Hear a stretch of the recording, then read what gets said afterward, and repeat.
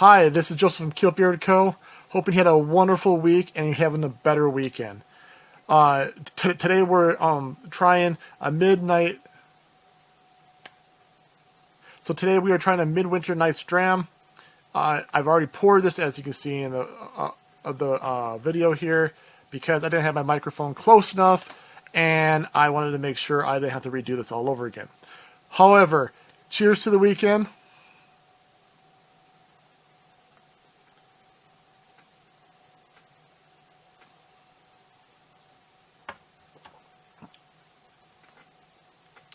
It's always good to have a good whiskey during the weekend. And speaking of such, I'm in a Winter Nights Dram, or we'll call it Dram for short, as us locals call it that. So this is a limited release whiskey in a sumptuous marriage of the rye finished with both port and French oak barrels. Also, the rye forms a beautiful base of vanilla, caramel, and cinnamon. The port barrels enhance the plums and dried fruits, French oak, and provides a spice accent. So to the nose, we're supposed to have some poached pears, dried cherries, starred 𝐒𝐔𝐁𝐒𝐑𝐈𝐍, nutmeg, spice Christmas cookie, dark chocolate mocha, cinnamon ginger cake, leaves on the forest floor. And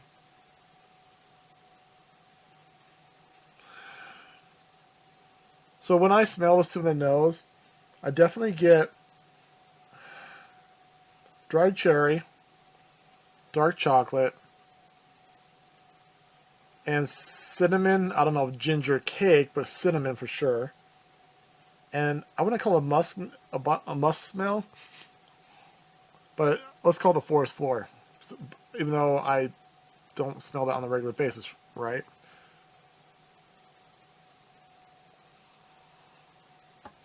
Taste.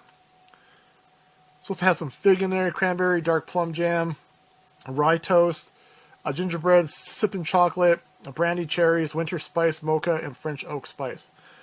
I really get the brandy cherries. I almost would say it's sort of almost overpowering in brandy cherries. And maybe, in my opinion, that may be what's different between this year's and last year's Scene 10 versus this year's Scene 11. Personally, myself and my friends enjoy last year's better than this year's. And the reason why it feels like this year's just needed to have one more year in the barrel. And what I mean by that, it has more of a bite at the end, and that might be the brandy cherries or something right there, in my opinion. Last year's, it really tastes more of a sipping whiskey that is very tamed and that is meant to really be sipped and enjoyed. And now this is not enjoyable. It's very complex. It has all the complexities that they describe. But if I were to choose Scene 10 over 11, I definitely would. However, if you've never tried a Winter Nights Dram before, I definitely would recommend it. It's a straight rye whiskey, 95% rye, 5% barley malt, and then 80% rye and 20% malted rye. And this is 49.3% alcohol by volume. And this is just another evolution in the series of a Winter Nights Dram. And when I mean evolution, so there's 11 of these plus the first two which were not numbered as scenes, and then there's an encore. So there's, what was that, 14 different iterations of a Dram here. So if you ever go up to Park City and you go to their distillery and you take the flight of all the Drams, I think on the low end it's like $350. But if you pick and choose, I would personally choose the third one, and I think it was the 7th, along with maybe the Encore and 10 or 9. those would be my 4 to 5 recommendations to really taste the evolution of this, and it's actually really fun. So if you have never tried a Midwinter Nights Dram before, if you have not, I would highly recommend doing it. I do believe that this year's price may be high for it at $150, but however, it is complex. So depending on your palate and what you like in a whiskey and what you're looking for, this may be right up your alley. Just for me, it just seems like it needed one more year in the barrel. But nonetheless, it's good. Have you tried a Dram before? What are your thoughts on it? Have you tried this year's? Can you compare it to other years? I'd like to hear your critique, and if I'm wrong, please let me know I'm wrong. If I'm right, I'd love to hear it, because we always like to know that we're right? And yeah, a very fun whiskey for the winter. It's made to be that whiskey you sip to reflect on the years past and the year that you're going into. So it's around that November to February time frame, and this is the perfect one for that. So get yours if you haven't. I'm sure they'll be sold out within a month or two here. We're coming up on that deadline, and cheers.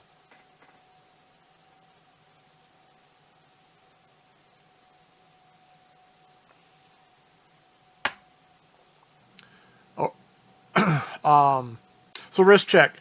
So real quick, I am still wearing my Omega Seamaster 300M green, and I talked about it last week on my video for the Weekend Flex. And if you didn't see that and you want to see the watch really quick, I will show you.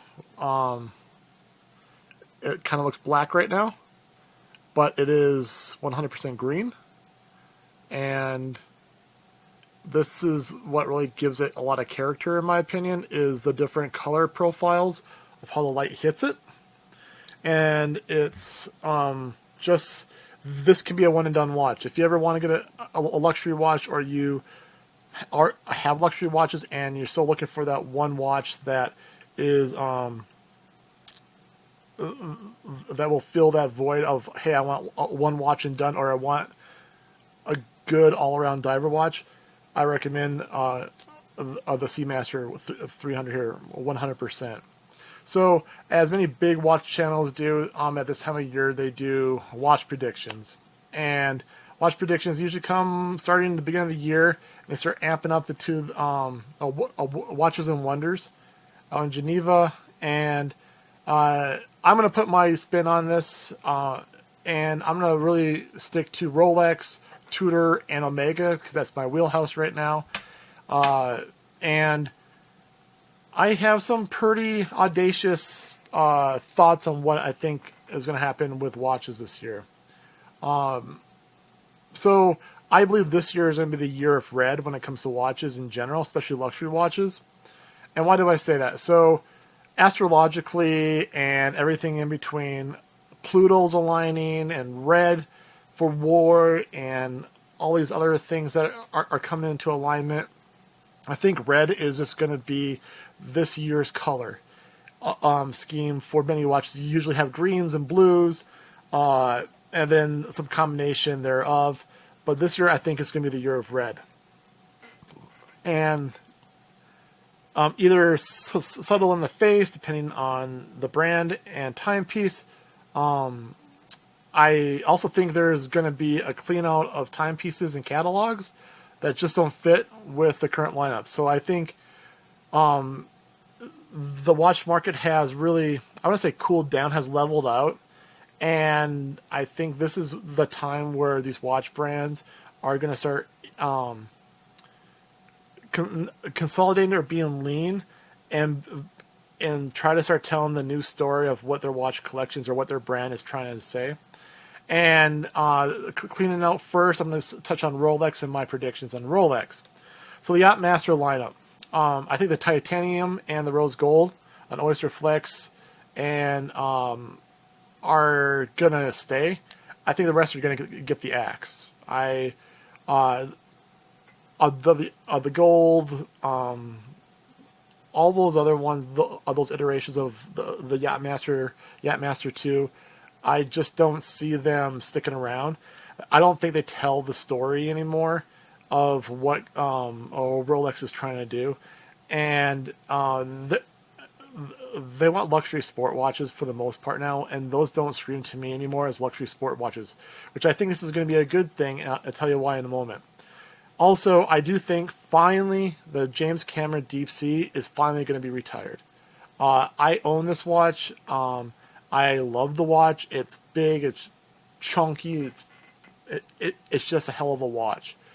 I do think that, like the Yachtmaster, it's just too big of a watch for most people. I think keeping the Deep Sea Challenge is still going to be there, or they might even just, that's it for that one too. But I think they're going to keep that one just because they want to have something in line to having a catalog that Omega does not have. But James Cameron, Deep Sea, the Sea Dweller, I think those will not be in the catalog anymore. I also think the Explorer 2 is going to be retired, and this is not 100% my thought. This is me thinking it over from a few other creators, that it doesn't fit the lineup anymore. It's more of a tool watch. There's not much of a luxury to it. Honestly, this is one watch that is on my list that I would like to get one day. I just have not found the watch in the right condition, the right price, at the right time for me to purchase yet. But definitely this one is definitely on my radar. I love the white. I love the orange GMT. It's flashy, but not flashy. As some would say, it's the last true tool watch, true Rolex. That would even be over, in some of people's opinions, the Submariner. But I do think the Explorer 2 is going to leave. If it stays, it's going to be because they're going to bling it out so much that it's not going to be recognizable. So I would rather have them retire it and just leave it as it is. So I'm also on the fence about the GMT Sprite, but I'm leaning on one more year of this watch. And why do I say this? I think that the novelty of that watch, they want to have enough of these in production for those people who truly eventually want to have a left hand, if you're left-handed, right-hand watch. And I think that they want to have this out in production for one more year at least. And I don't think it's going to be as popular. I would almost see this probably by the end of the year, almost being close to 10 to 15% above MSRP. From its extreme heights when it was released, where it was 200 to 300% above MSRP. So I think the Sprite's going to be around for one more year, and then the gloves are off on that one. And finally, on the discontinues, I don't think the Pepsi will be discontinued. However, I do believe that they will be in limited production. And I don't think this is going to be announced or anything. You're going to hear a whole bunch of people say their perspectives or their hunches or what they consider to be a fact. I could be wrong on this because usually there's some truth to a discontinuation when everybody's speaking about it. However, I don't think this is going to leave just quite yet. And the reason why? Because it has red in it. So, those are my discontinues for Rolex. So those are some big changes. It's an overhaul of their catalog, in my opinion, but in for the new. So, I think that they're going to come out with a red and green GMT. Have that sink in for a second. Red and green GMT. If this happens, I'm going to be calling this, for the first person probably over the whole entire YouTube community, I'm going to be calling this the Mountain Dew. Because we got to call them this after a soda, correct? So let's call it the Mountain Dew. The Mountain Dew is going to come out. This is going to be the hardest watch to find in the world. And the red and green, and I don't know if the dial is going to be green or black, but I do think red and green. Red and green. That's what we're going for. And if I'm wrong on that one, my second alternative guess, or maybe they're both right, is a red and gray. And I'm going to call this one the 𝐒𝐂𝐑𝐈𝐏𝐍𝐿. The 𝐒𝐂𝐑𝐈𝐏𝐿. So either the Mountain Dew or the 𝐒𝐂𝐑𝐈𝐏𝐿 is going to be coming out. And these two watches are going to be super exciting. They're going to be super popular. And so that's my guess on when it comes to GMT. Red and green, Mountain Dew. Red and gray, Rhodium. I'm going to call that the 𝐒𝐂𝐑𝐈𝐏𝐿. So Submariner. So Submariner, I think will be limited. So I think they're going to come out with a limited run of a red bezel and or a colored title of the of Submariner in red. Maybe the hands and markers, things like that, combination thereof. But I think splashes of red is going to be 100% into this next iteration of watch. I think they want to expand the Submariner lineup, and by taking away the Yachtmaster and taking away the Deep Sea, I think we're going to have more room for these watches in the Submariner lineup. Also, this may or not be in a titanium. I'm not 100% on the fence that Rolex is up for the task of mass producing so much titanium yet in their watches. And somebody can correct me if I'm wrong. I believe there's only two watches, the Yachtmaster and the Challenge, that are in titanium. So, and those are very limited watches that, I mean, you don't really find those that like anywhere around. They're hard to get. So I don't think they're ready for mass production in titanium. But I also was thinking maybe the red and black, and they create a whole new lineup for sports watches. Something that goes in that in-between of the Deep Sea and the Submariner. The Deep Sea is gone, and they come up with a new type of watch, a new kind of lineup right there. Something to think about. I think that'd be kind of exciting. It really freshen things up. It get people excited, even if we're going through a slower market or whatnot. I think this would really get people excited, at least for the next year and a half, while we get all this rut that may be in the watch world. And then predicting the date and dates is like trying to count the stars in during a clear night sky. You stop counting because they all look the same. So I am not going to really guess or predict on that. I also finally think that the 1908 will have a splash of red too. There'll be a standalone with maybe like rubies or something like that. I think that would be amazing. Sign me up with like a rose gold or gold with rubies and some red accents in there. Hell yeah. So that's what I'm thinking for Rolex. I think Rolex is really just going to overhaul, change, and add. And I think they're going to slow down from there and really just like do what Rolex does. They slowly build through the years. I think this is the time that they're going to really modify their lineup. So for Omega, may do a limited run on the Omega Speedmaster to double down on the Moon Swatch exhibition collaboration in the past few years here.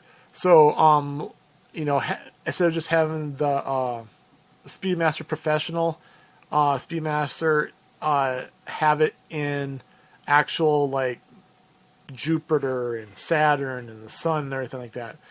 I think that would be an amazing stepping stone. Like they reeled a whole new customer base in with the Moon Swatch, a collaboration between Omega and Swatch Group, and then presenting this next step in their luxury watch or the watch buying experience, I think would be a really cool addition to the lineup. And some people will say that the Speedmaster should stand alone, leave it alone. But then, you know, like Omega, they have a huge selection of, you know, Dark Side of the Moon to, I mean, there's just so many iterations to it. I don't think that this will be lost or will do any injustice to the Speedmaster. I think actually it'll put it more front and center. But so what do you think about that? The rest of Omega, I'm really not interested in right now. They have so many releases. Their releases may not come until like June, July. But I do think that my prediction for them is that some kind of introduction to maybe a planet or a couple planets this year that will go with their Speedmaster. And also Tudor. So I think basically they're just going to do an update to their movements across their line that have not been updated yet. Kind of like my Black Bay Pro GMT and others along the line. I don't believe, besides maybe splashing some red in there like I've explained throughout this topic, I really don't think they're going to do too much this year. They did a hell of a lot last year, and I think they're going to build on that momentum and let Rolex this year kind of shine a little bit more. Where Rolex had a lot of changes last year, I think this year it's going to be front and center Rolex, and Tudor is just going to get those updates. So those are my thoughts for Rolex and Omega and Tudor. What do you think? Are these too extreme? What would you think of a Mountain Dew bezel on a GMT? What would you think of the Uncola red and rhodium like a dial? I'm calling the Uncola. I'd love to hear your comments, your thoughts. Do you think this is possible? Am I far off base? I'd love to hear what you think. So, yeah. Cheers.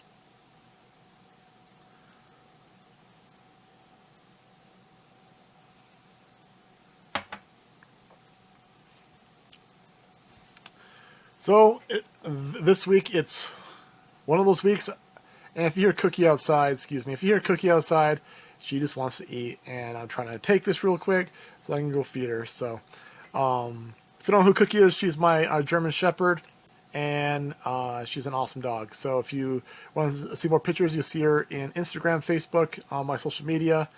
But yeah, she's a good dog, and she's just a hungry German Shepherd right now. So let's get to it. So what your beard says about you. And today we're going to talk about the standard circle beard and the extended circle beard. As you can see, we have George Clooney. Everybody should know George Clooney. He's been one of those actors and activists the past 20 years at least.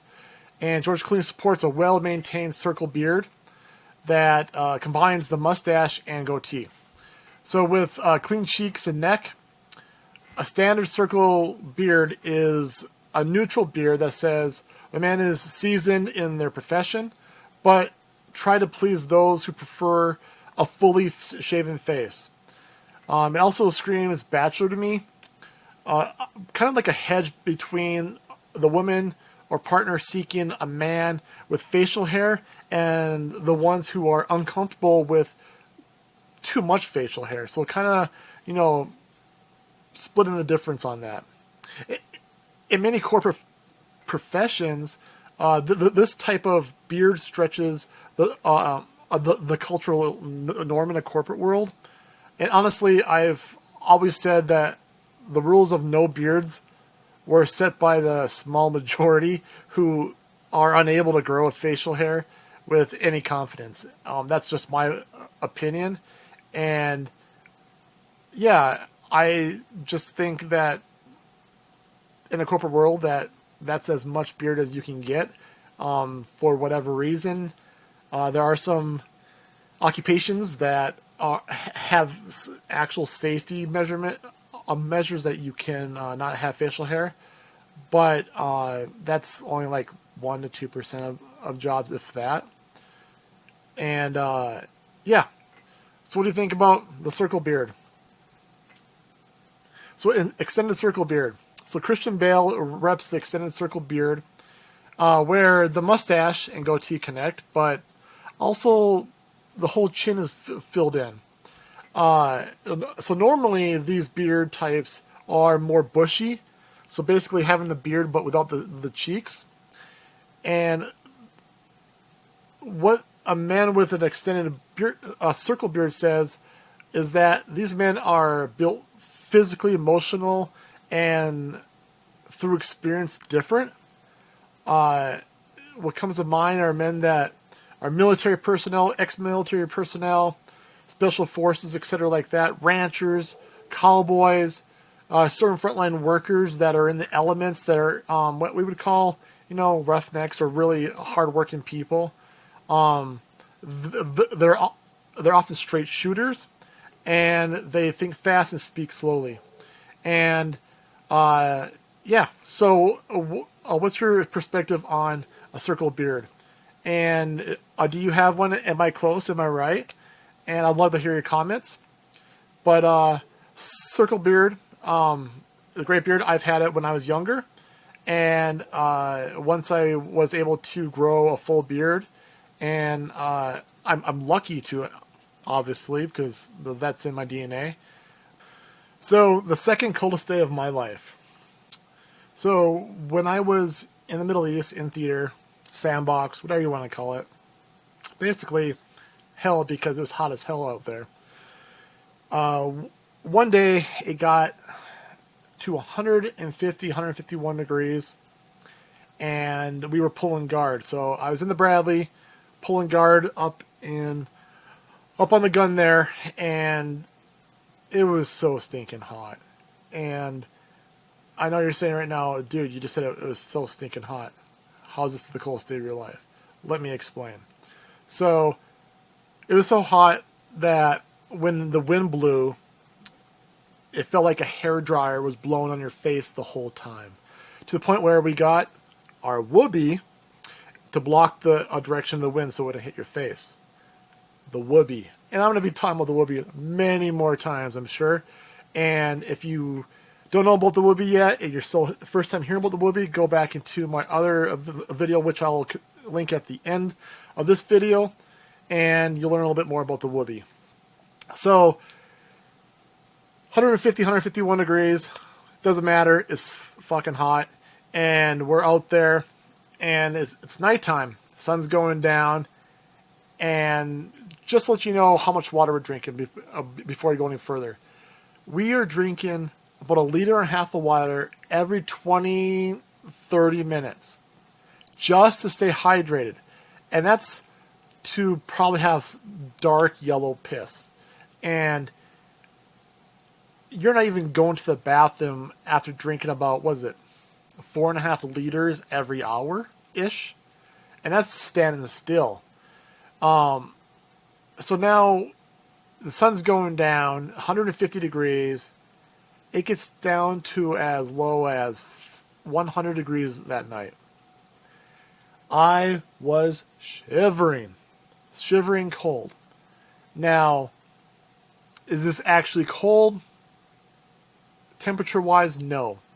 To the body, hell yeah. When you drop 50 degrees in less than 2 hours, and your body has been trying to hydrate and stay functioning with all the water and salts and everything, this shock is what it really was shock, brought me into a shiver. To the point where I had to put on my winter gear. I put on thermals. I think it was 2 to 3, for sure 2 layers, maybe 3 layers. And it was just so cold. I was shivering. That night, once again, I did not sleep because I thought if I was going to go in shock, I wanted to be able to say or do something or be around someone in case it became a medical emergency. My body didn't take well to it. I never really asked the men at the time if they experienced the same thing as I did, but it hit me really hard. And yeah, so really cold, and a neck gaiter, the whoopee, thermals, extra socks, everything was on me. I looked like it was below zero, is what I was dressed up as, just to keep my body warm and regulated. And when that sun first popped up the next day, the feeling of relief went from the cheeks all the way down to my body. Like, it was so welcoming to feel that sun come back up again. I never felt shock like that before, to the point where my body believed it was so stinking cold that I thought that my life, as far as the weather or the environment, was going to take effect to such an extreme way, in such an extreme way. And yeah, so that's my second coldest day of my life. More of a shock, but I'm chalking it as the coldest because such a drop in temperature. And if you've ever been in this situation before, I'm sure you have either the same type of story, or potentially this took you to the hospital, or you had to be given fluids or something to stabilize your body and your body's temperature. And that's my second coldest day of my life. What do you think?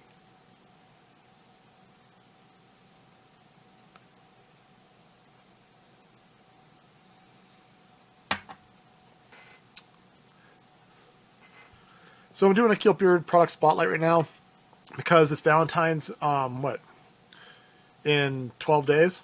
So we have our Dapper Gentleman beard oil, beard balm, and a Best Damn Beard Butter in a combinations of bundles right now on our site, KILTBEARDCO.com. And these smell unbelievably great. They have aphrodisiac smells like not kupaku. They have in the balm and the oil patchouli, sandalwood, rose, and ylang ylang. 2 oils to give that, and ginger also, to give those aphrodisiac smells. We kind of like double down on these smells to really attract that significant other closer to you. It's a very welcoming spring, fresh smell that I think not only the wearer will love, but the person around them will love it even more. Also, we have our butter, our Best Damn Beard Butter. So yeah, almost 2 weeks right now. If you purchase this right now, you're going to have a very soft, very healthy looking beard. It's not going to be all scratchy and everything like that. All these work in tandem with each other to present the best looking, smelling beard possible. So be ready for those memorable moments if you're trying to hit that spot this Valentine's Day with your beard. Because the first thing besides the eyes, the significant other is looking at your beard or your mustache, is some combination thereof. And having an inviting scent will give you some brownie points.